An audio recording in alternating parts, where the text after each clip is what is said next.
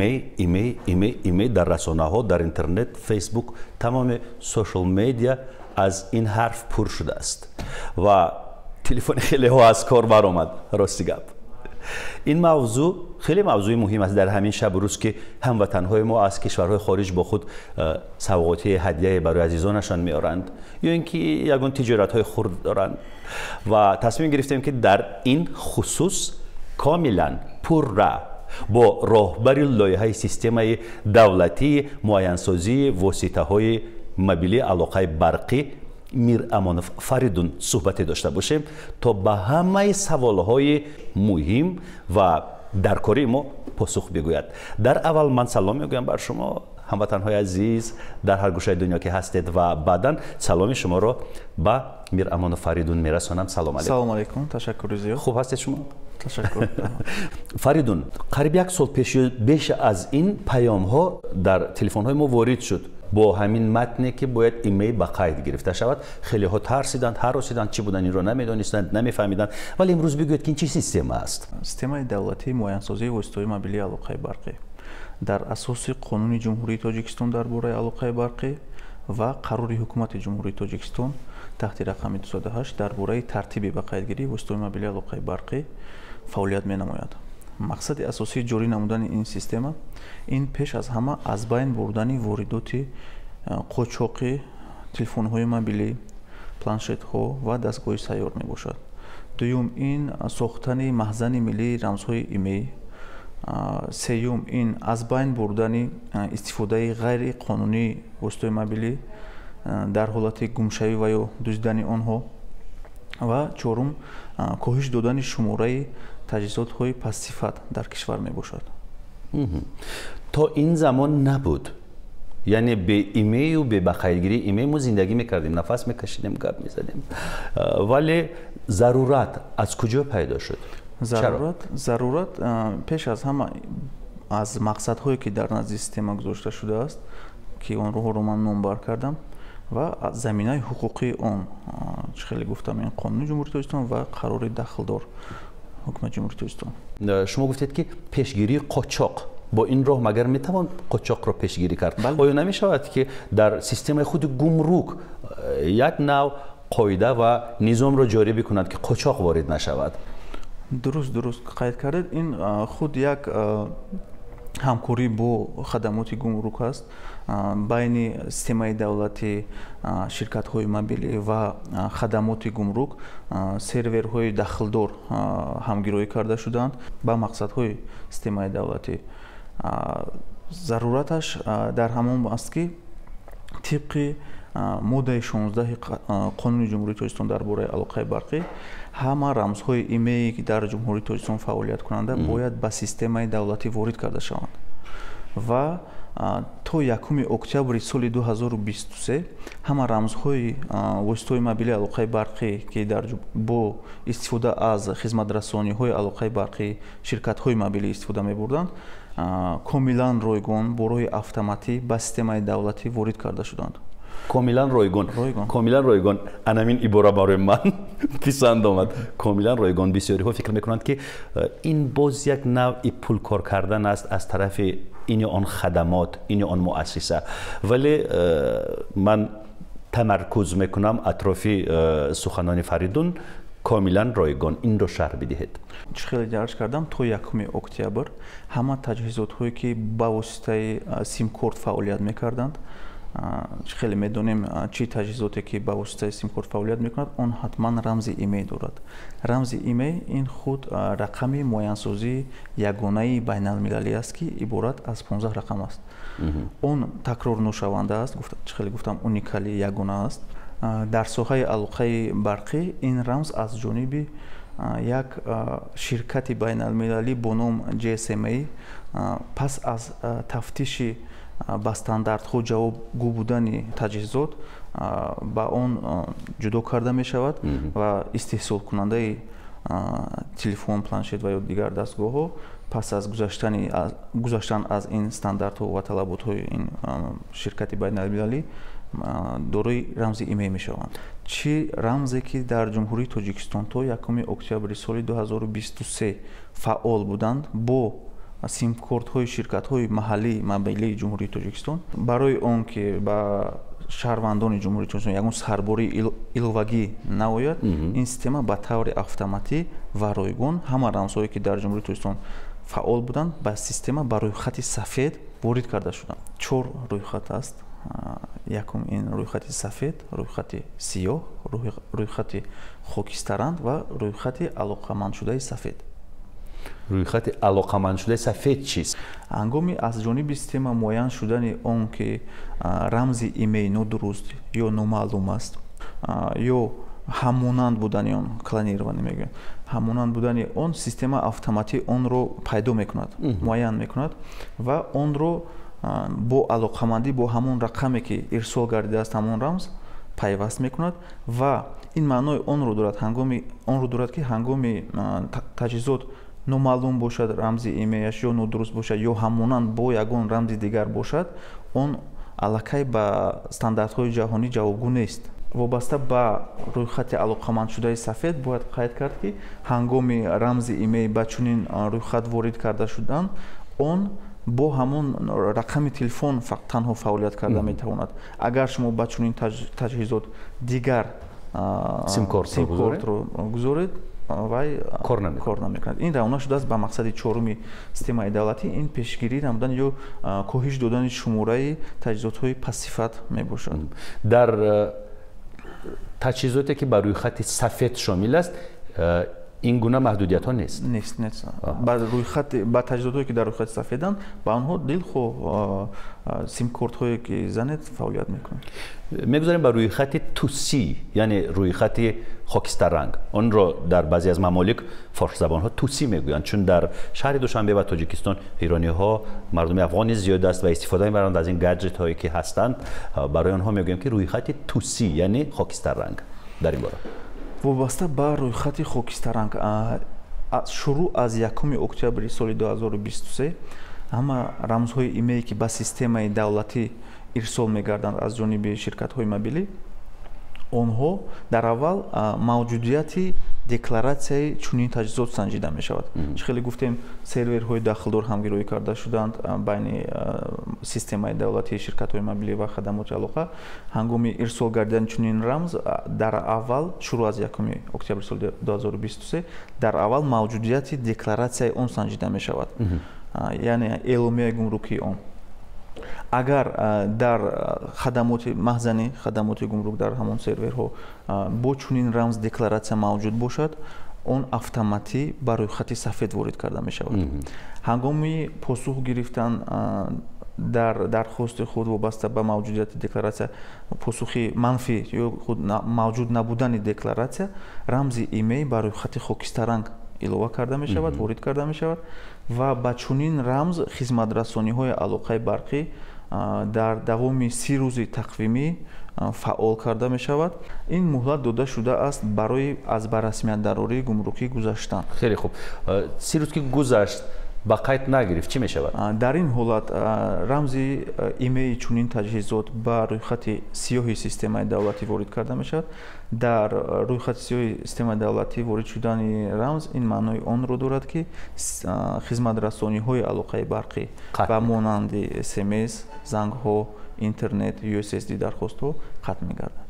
чӣ хеле гуфтем, то 1 октябр автоматӣ ва ройгон буд ку бо сабабҳои ба мо номаълум баъзе аз операторони мобилӣ, ширкатҳои мобилӣ рамзҳои имеи муштариёни худро ба системаи давлатӣ сари вақт равон накарда буданд. дар ин ҳолат ин ягон боқӣ надорад. мо дар асоси мактуби расмии ширкати мобилӣ ки факти фаъол будани рамзи имейро то 1 октябр тасдиқ карданд, мо онро ба рӯйхати сафед ворид мекунем. барои гузаштан аз расмиёти гумрукӣ ба сомонаи email.tj ворид шуда, фиристодани дархостро пахш намуда, дархост барои шахсони воқеиро интихоб намоед. дар он ному насаб, рақами мушаххаси андозсупоранда, кишвари хариди дастгоҳ, дидбонгоҳи гумрукӣ, рақами телефони фаъол, рамзҳои имей ва рамзи яккаратаи санҷиширо ворид намуда, тугмаи фиристоданро пахш намоед. ба рақами телефонӣ ворид шуда SMS паёмак бо рамзи дархост меояд. бархе аз телефонҳои мобилӣ ду сурохӣ доранд барои симкорт. یعنی از اینجا برمیاد که باید دو ایمیل با قید بگیرن یا نه یک تا نه البته تجهیزات اگر دارای دو و یا زیاده слот барои сим-корт дошта бошад мутаносибан ду ва ё зиёда рамзи имей доранд. Системаи давлатӣ танҳо рамзи имейро ба қайд гирифтааст ки аллакай дар он сим-корт фаъол бошад. агар ҳангоми фаъолияти сим-корт дар ин слот албатта рамзи имей ба системаи давлатӣ ворид мегардад. слоте ки истифода нашудааст слоте ки истифода нашудааст ба системаи давлатӣ рамзи имейи чунин слот ҳоло маълум нест, чунки рамзи имей дар алоқамандӣ ба таҷҳизот дода намешавад. Он фақат мустақил аст. ҳатто ташкилоти байналмилалии GSMA намедонад ки дар як таҷҳизот кадом рамзҳои имей фаъол аст. аммо системаи шумо муайян мекунад ки як гаджет як телефон дорои ду слот барои сим-корт аст ё дорои аз ин беш? рамзи имей ин 15 рақам аст. хеле гуфтем 8 рақами аввали он таккод ном дорад. агар мо таккодро донем мо тамғаи таҷҳизотро медонем ва ҳама маълумоте ки вобаста ба чунин тамға ҳаст аллакай дар маҳзани миллии рамзҳои имей маълумот дар бораи ин тамға ҳаст ва инчунин маълумот оиди дорои чанд сим-корт будани таҷҳизот. шаҳрвандоне ки то 1 октябр як сим-корташонро истифода мебурданд, як слоти сим-кортро истифода мебурданд ва пас аз 1 октябр дуюм сим-кортро дар таҷҳизот заданд. дар ин ҳолат чӣ мешавад? дар ин ҳолат агар як рамзи имей дар системаи давлатӣ дар рӯйхати сафед қарор дошта бошад, рамзи дуюми он бо ёрии амалгарони системаи давлатӣ ки бо рақами кӯтоҳи 3366 агар занг занед дастрасанд ва ё рақамҳои 99 0 3366 метавонед ба WhatsApp ва ё Telegram муроҷиат кунед ба онҳо. онҳо аз шумо рамзи имей скриншоти рамзи имеятонро талаб мекунанд ва рақами телефон. чунки рамзи имей агар яктоаш дар рӯйхати сафед бошад, дуюмашро онҳо ба таври ройгон ба система ворид менамоянд. ройгон. анакнун гуфтед ки то 1 октябри соли 2020 ройгон буд. 1 октябр гузашт ва ҳоло маблағ пардохт кардан лозим меояд. ҳозир ман ба шумо шарҳ медиҳам.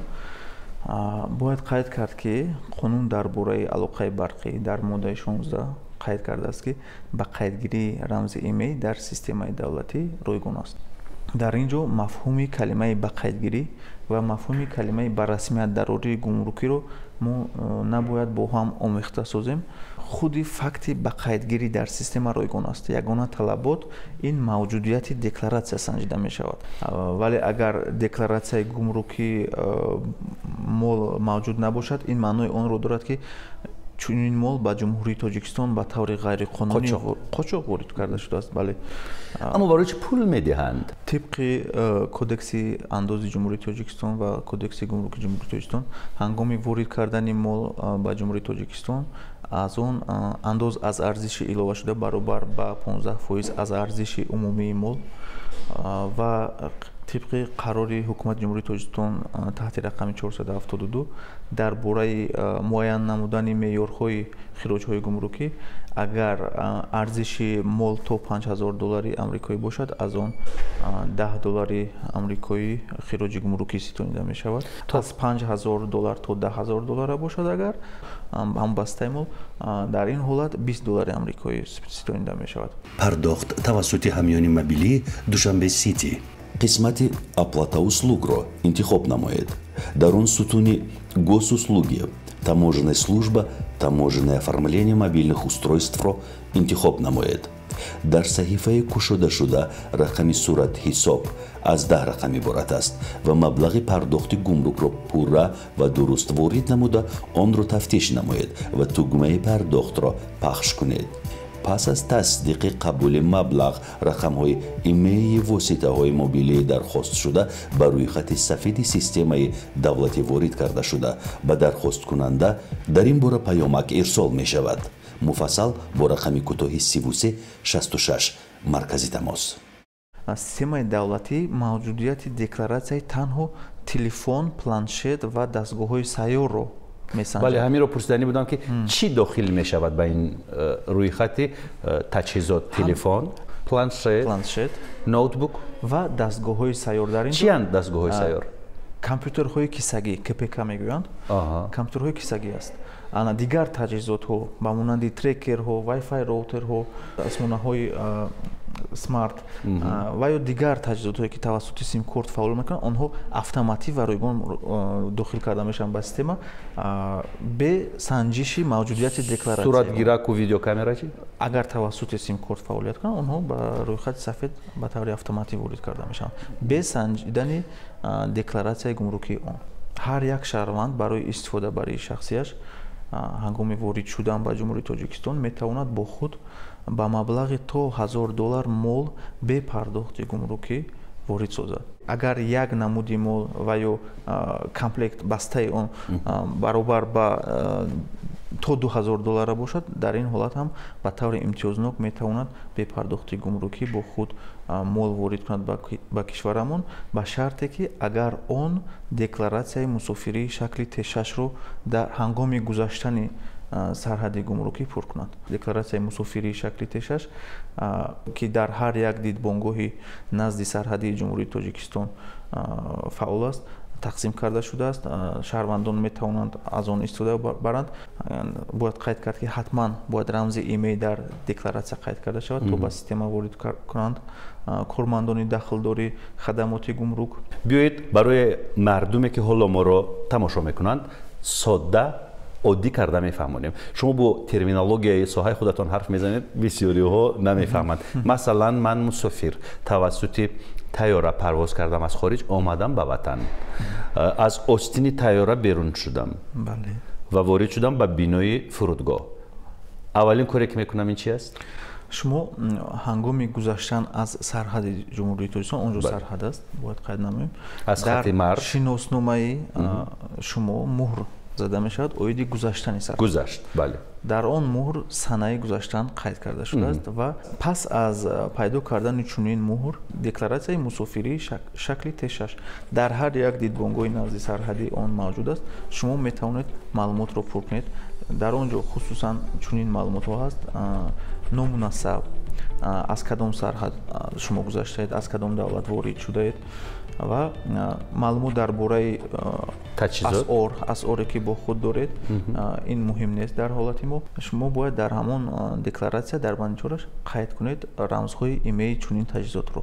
барои дастрас намудани рамзи имей шумо метавонед аз ҳамон дастгоҳ дархости ситорача панҷара 06 панҷараро ворид кунед ва дар ҳамон экрани таҷҳизот рамзҳои имеи ин таҷҳизот мебарояд. иборат аз 15 рақам аст, хеле гуфтем. Инчунин рамзи имей дар қутии телефон дарҷ гардааст ва ё варақаи кафолат бошад, агар дар варақаи кафолат, ва боз дар панели пушташ рамзи имей дарҷ гардааст. дар ҳар як дидбонгоҳи назди сарҳадӣ Wi-Fi роутерҳо ҳаст, лавҳаҳои иттилоотӣ бо QR рамзҳо ҳастанд. шумо метавонед аз телефони худ ҳамон рамзи QR-ро скан кунед, бале, QR-кодро скан кунед, шуморо автоматӣ ба сомонаи расмии ИМТГ равона мекунад ва дар он ҷо ҳамин маълумотҳоро низ ворид мекунед. ҳатман сурати шиносномаатон ва сурати варақаи шиноснома ки дар он ҷо гузаштани сарҳад дар ҳамон рӯзи пур кардани декларатсия бояд ҳатман займма карда шавад. агар роутерҳо кор накунанд, интернет дастрас набошад, чӣ кор кунанд? варақаашро метавонед пур кунед. варақаро пур мекунанд. аммо агар шорҷи телефон холӣ шуда бошаду телефон фаъол нашавад, чӣ гуна он рамзе ки шумо гуфтед ситорача чанд онро бечора пайдо мекунад? дар қутии он аст, қутияш набошад. агар қутияш набошад, дар зери батареяш аст. агар батарея набошад, дар пушташ ҳам хел моделҳо дорад. агар набошад, дар дохили тайёра агар телефон аз дасташ афтида шикаста бошаду экрани телефонаш рӯшан нашавад, ҳатто агар шоржаш ҳам тамом шуда бошад, нерӯи телефон тамом, қувваи телефон тамом шуда бошаду экрани телефон рӯшан нашавад, баъди садама, баъди афтидан аз дасташ чӣ кор бояд бикунад? қутияш набошад, қутияш агар дар болои батарея набошад, дар пушти телефонаш ҳам набошад, ҳатман бояд рамзи имеашро пеш аз парвоз бояд медонист, чунки агар надонед шумо система ба таври автоматӣ ё худ ягон муъҷизае бояд шавад ки рамзи имеи шуморо худаш пайдо кунад. аммо ин гуна муъҷиза ҳеҷ вақт дар сарҳад намешавад. бале, як чизи дигарро гуфтаниям. хеле хуб қайд кард инҷо Фаридун. ман як бори дигар суханҳои Фаридунро такрор мекунам. қабл аз он ки шумо ба тайёра ё ин ки ба қатора ё ба ягон нақлиёте бишинеду ба самти кишвари худатон сафар кунед аз дигар кишварҳо аз хориҷ, шумо бояд имеи телефонатонро қаблан навишта дошта бошед. дар ягон коғазча, дар дафтари ёддоштҳо ё намедонам дар куҷо. дар сурати набудани қутии телефонатон бемонеа метавонед варақаи Т6-ро пур кунед. маслиҳат хеле муфид. фаромӯш накунед, пеш аз парвоз ё ин ки пеш аз мусофират ҳатман рақами имеи телефони худро бо тартибе ки Фаридун гуфт ҳатман навишта бикунед. оё ҳамон чиптаи тайёра ё намедонам чиптаи қатора ва ҳамон муҳре ки дар сарҳад гузошта мешавад ягон нақш намебозад ки одам ҷарима нашавад.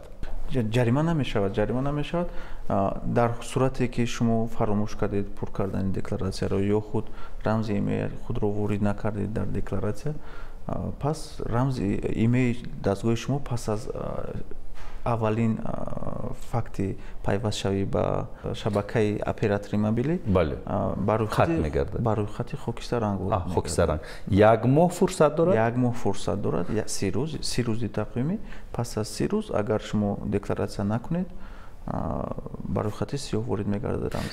барои гузаштан аз расмиятдарории гумрукӣ ба сомонаи мазкур ворид шуда, фиристодани дархостро пахш намуда, пардохти дархостро интихоб намоед. дар он рақами дархостро ворид карда, тугмаи пардохтро пахш кунед. баъд аз ин дар саҳифаи кушодашуда маълумоти корти миллии худро аз дилхоҳ банк ворид кунед. инҷо бори дигар пардохтро пахш кардан лозим. декларатсияи гумрукӣ танҳо ҳангоми гузаштани сарҳад пур карда мешавад. худи факти ба қайдгирии рамз дар система ройгон аст ва новобаста аз он ман фаҳмидам, аммо пулро барои чӣ ба куҷо мегӯянд? ба расмиятдарории гумрукӣ аст. ба расмиятдарории гумрукӣ. аммо агар дар сарҳад мекард ройгон мебуд. ройгон. вале дар сарҳад вақте ки Т6-ро пур мекунаду ҳама чизро ҷо ба ҷо ба қайд мегирад, ин боҷро пардохт намекунад. не намекунад. аммо вақте ки ба Тоҷикистон ворид шуду, дар рӯйхати хокистарранг шомил шуду, муҳлат ки гузашт насупорид, ҳатман бояд ин боҷро бисупорад. ҳангоми пур накардани декларатсия ин мол ба таври ғайриқонунӣ ворид шуда эътироф мешавад. яъне ба ҳар сурат як нав ҷарима, не? мисли ҷарима нест. ин маблағи чӣ хеле гуфтем, мақсади асосии система ин аз байн бурдани воридоти қочоқ аст. ин таҷрибаро дар ягон мамлакатҳои дигар пиёда карданд ё на? ман ба шумо илова бар ин мегӯям ки дар кишвари ҳамсояи мо ҷумҳурии Ӯзбекистон чунин низом аз соли 2020 то инҷониб фаъолият менамояд ва дар он ҷо як нюанс гӯем агар ҳаст, онҳо ҳам мавҷудияти системаи давлати онҳо ҳам мавҷудияти декларатсияи молро месанҷад ва ҳам барои факти ба қайдгирии рамз ба системаи давлатӣ як маблағи муайян ситонида мешавад. чӣ хеле гуфтам, ин маблағ дар ҷумҳурии мо ройгон аст. вале он маблағе ки меситонанд чӣ қадар аст? тақрибан $5 аст. декларатсия аз ҷониби воридкунандаи мол бояд пардохт шавад. дар бозору мағозаҳои мо ҳозир ҳангоми фурӯхтани телефон шаҳрвандонро фиреб карда мегӯянд ки ин маблағи ба қайдгирӣ аст, шумо харидор онро бояд худаш пардохт кунад, вале ин хел нест. ҳангоми хариди мол бояд харидор аввал мавҷудияти рамзи имеи онро дар системаи давлатӣ тафтиш намояд. тафтиш намудани мақоми рамзи имеи дар система бо ду роҳ имконпазир аст. ин якум тавассути дархости ситорача 3366 ситорача, ҳамон 15 рақами имей ва панҷара. ин дархостро шумо метавонед аз дилхоҳ таҷҳизот равон кунед ва ё дуюм роҳ ин тавассути портали ягонаи системаи давлатӣ cw.imei.tj. дар он ҷо дар саҳифаи асосӣ шумо метавонед 15 рақамро ворид карда мақоми рамзи имеи худро ва ё таҷҳизоти харидоршавандаро метавонед тафтиш кунед. Агар он дар рӯйхати сафед бошад, он ба таври қонунӣ ба ҷумҳурии Тоҷикистон ворид шудааст, маънои ҳаминро дорад. Агар он декларатсия надошта бошад, он дар рӯйхати хокистаранг ва ё сиёҳ аллакай ҷойгир аст. Харидорро мебояд аз харидори чунин таҷҳизот даст кашад. чӣ бартарӣ медиҳад Фаридун барои одамон ҳамин хизматрасониҳои шумо? Бартариаш дар ҳамин аст ки дар ҷумҳурии Тоҷикистон воридоти қочоқ кам мешавад, воридоти таҷҳизоти пассифат кам мешавад. дар як ҷо боз қайд шуд ки масалан дар ҳолати гум шудани телефон, бале, ин система метавонад муайян кунад ки телефон дар куҷост? Не. Система дастрасӣ ба ҷойгиршавии таҷҳизот дар ин ё он ҷо надорад ва ягон маълумоти шахсӣ ва ё мақоми ҷойгиршавии таҷҳизот барои система дастрас нест. ва бубинед, мо дар бораи рӯйхати сиёҳу тусиву сафеди боз алоқамандшуда ҳарф задем. аз куҷо одам фаҳмад ки дар кадоме аз ин рӯйхатҳо қарор дорад? Чӣ хеле гуфтам, шумо метавонед бо истифода аз портали ягонаи системаи давлатӣ cw.imei.tj мақоми рамзи имеи худро дар системаи давлатӣ санҷед. дар он ҷо дар саҳифаи асосӣ шумо метавонед ҳам 15 рақами рамзи имеиро навишта дар кадом рӯйхат ҷойгир будани онро бисанҷед ва ё тавассути дархости ситорача 3366 ситорача ва 15 рақам дар охир панҷара ирсол мекунед аз дилхоҳ дастгоҳ ба шумо смс паёмак оиди дар кадом рӯйхат ҷойгир шудани рамзи имей меояд. як моҳ муҳлат дорад дар рӯйхати хокистаранг. Як моҳ муҳлат дорад. муҳлат ки гузашт ба рӯйхати сиёҳ ворид мешавад ва хадамоти алоқаи мобилӣ қатъ мегардад. дар ҳамин ҳолат интернеташ фаъол аст, аммо Wi-Fi ягон хизмати алоқаи барқӣ ба он фаъол нест. ҳатто Wi-Fi кор намекунад. Wi-Fi кор мекунад. Wi-Fi кор мекунад. Интернет агар бо воситаи сим-корт бошад кор намекунад, зангҳо кор намекунад, SMS кор намекунад, USSD дархостҳо кор намекунад. бидуни сим-корт Wi-Fi кор мекунад. Яъне ба воситаи Wi-Fi метавонад корашро идома бидиҳад. як нафар чанд таҷҳизотро метавонад бо худ ба кишвар ворид кунад? дар қарори ҳукумати ҷумҳурии Тоҷикистон таҳти рақами 544 гуфта шудааст оиди маблағи то $1000 ва ё 50 кило. Агар як таҷҳизот худ аз $1000 зиёд бошад ва ё бастаи он комплектатсияш мегӯяд, дар ин ҳолат то $2000 метавон ройгон бе пардохти гумрукӣ ба ҷумҳурии Тоҷикистон мол ворид намуд бо пур кардани декларатсияи шакли Т6. декларатсияи шакли Т6 дар ҳамаи нуқтаҳои гумрукии марзии сарҳадӣ ҳаст ё на? Ҳаст, албатта ҳаст. ҳатто нуқтаҳои хурде ки ба воситаи автомашина масалан одамон ин нуқтаҳоро убур мекунанду мегузаранд дар сарҳадот. он ҷо низ дидбонгоҳи назди сарҳади гумрукӣ ҳисоб мехӯрад. дар он ҷо низ ҳамин варақаҳоу Wi-Fi роутерҳо насб карда шудаанд. кормандони сарҳадот ин варақаро пешниҳод мекунанд ё намояндагони шумо? намояндаҳо нестанд. дар он ҷо як минтақаи махсусе ҳаст ки варақаҳои шакли Т6 низ мавҷуд аст ки бо истифода аз он метавон рамзи имеи таҷҳизоти худро ворид кунад. аслан агар одаме биёяд ба кишвари мо ки сим-корти тоҷикӣ надошта бошад ё сайёҳон ё хориҷиён, онҳо низ ҳатман бояд онҳо ҳуқуқи истифодаи пур кардани шакли Т6-ро низ доранд, метавонанд комилан ройгон таҷҳизоти худро ворид кунанд ба ҷумҳурии Тоҷикистон. вале агар онҳо нияти буду бошти зиёдеро дар ҷумҳурии Тоҷикистон надошта бошанд ва аз симкортҳои роумингии худ истифода баранд, система ба он ягон алоқамандӣ надорад ва он метавонад зиёда аз 30 рӯз ҳам бо симкорти роумингии худ истифода баранд. шумо чӣ гуна муайян мекунед ки ин майкл аз амрико омадааст ва қутбиддин аз Кемерово? вале агар бубинед қутбиддин аз Кемерово биёяд, аз симкорти тоҷикистон истифода набарад бо симкорти федератсияи русия зиндагонӣ бикунад мушкил пеш намеояд? дар ин ҷо муҳим нест вай май класс ё қутбиддин агар он аз симкорти роумингӣ истифода барад мушкил нест, мушкил надорад. тамоман яъне 100 сол ҳам зиндагӣ бикунад? бале дуруст. аҷаб, ин паҳлӯи масъаларо ман намедонистам. ва инчунин як чизи дигарро дарз кунем ки шумо наметавонед дар декларатсияи шакли Т6 ҳамон рамзи имейлро дарж кунед ки аллакай дар рӯйхати сиёҳи системаи давлатии ҷумҳурии Тоҷикистон ба қайд гирифта шудааст. онҳое ки ба фурӯши ҳамин воситаҳо сару кор доранд чиро бояд бидонанд? фурӯшандаҳо бояд бидонанд ки ба фурӯш баровардани моле ки ба ҷумҳурии Тоҷикистон ба таври қочоқ ворид карда шудааст, фурӯхтани он ҳам аз талаботҳои кодекси маъмурии ҷумҳурии Тоҷикистон ва ҳам кодекси ҷиноии ҷумҳурии Тоҷикистон ба ҷавобгарӣ кашида мешавад.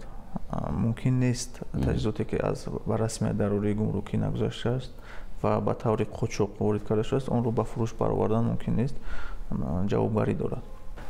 барои соҳибкорон дар системаи давлатӣ имконияти кушодани утоқи шахсӣ дода шудааст.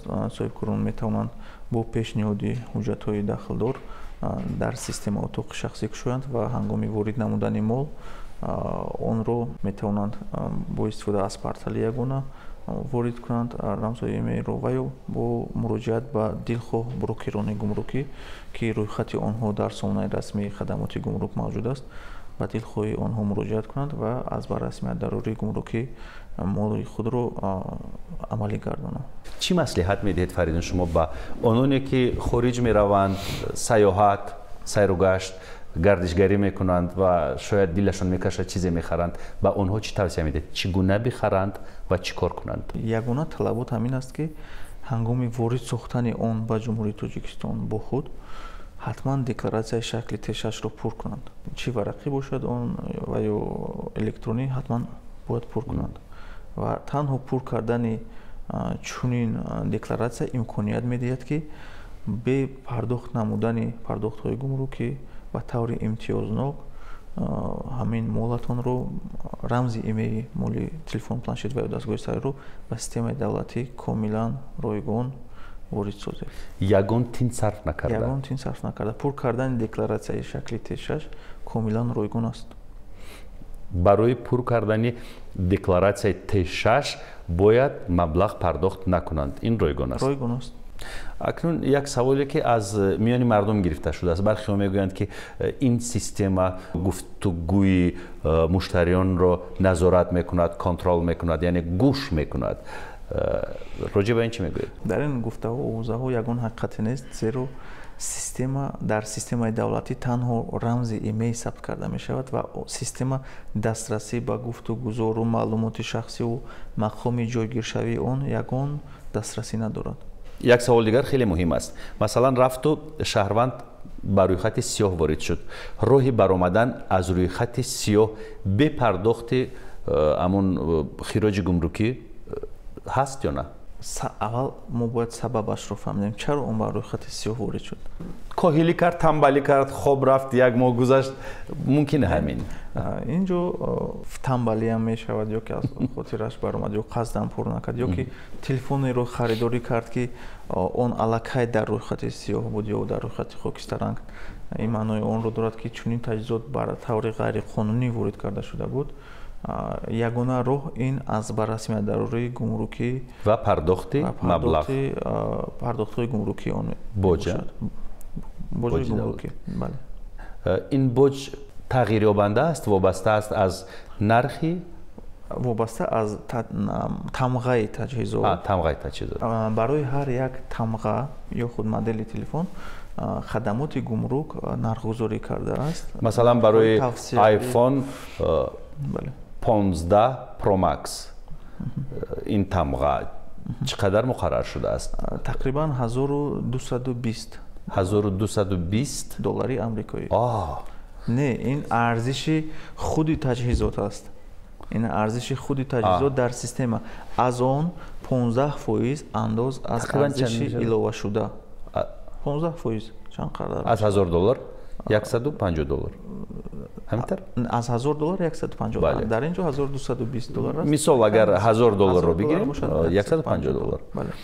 خیر پولی بد هم نیست، پولی نقص با بودجت. بله. یک سوال خیلی مهم، مثلا یک نفر میخواد تلفنش رو بفروشد، در سیستم شما صاحب ایمیل با نام و نسبش درج میشود یا فقط ایمیل؟ نام و نسب هم حتی نیست، تنها رمز ایمیل، تنها رمز ایمیل که از 15 رقم. کسانی که تلفن ها رو میفروشند با مشکلی دچار نمیشوند؟ نه رمز ایمیل در سیستم همین وارد شد، اگر در روی خط سفید اون دویمی است، نوبسته از اون که با کی اون رو میفروشد، اون یک بار که وارد شد برای همیشه است. بله. غیر از اون 15% باز دو شکل پرداخت دیگر موجود است، اینها برای چی اند؟ 15% این انداز از ارزش ایلوه شده معین کرده میشد از ارزش گمرکی بار. خراج گمرکی به مبلغ $10 اگر مال وارد شونده تا $5000 آمریکایی باشد و 50 سومون برای پرداخت مرافعوی، این برای دکلاراسیا کردن، برای اعلامیه گمرکی رو پر کردن. بروکران مخصوص هستند که برای هر یک درخواست دکلاراسیا میکنند.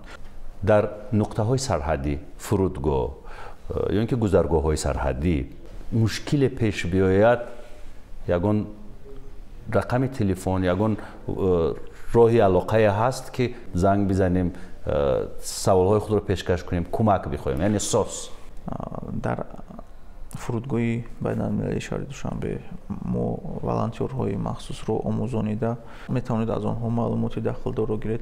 میتوانید تلفن باوری خدمات گمرک است، در سامانه رسمی آن درج گردیده است و در همان لوحه های اطلاعاتی نیز درج گردیده است. تلفن های باوری میتوانید به آنجا مراجعه نمایید.